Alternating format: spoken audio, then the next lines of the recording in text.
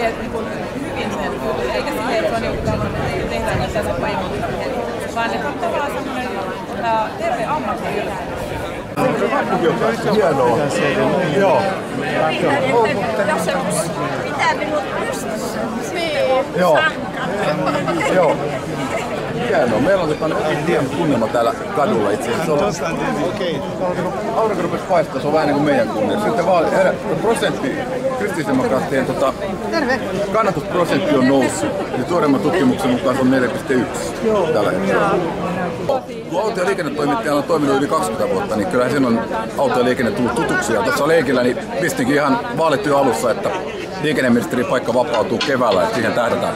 Silloin kun puhutaan liikenteestä, silloin kun puhutaan autoista, niin se on tuttu alue. Autoveroa yrittää alentaa, koska tarvitaan turvallisempia autoja.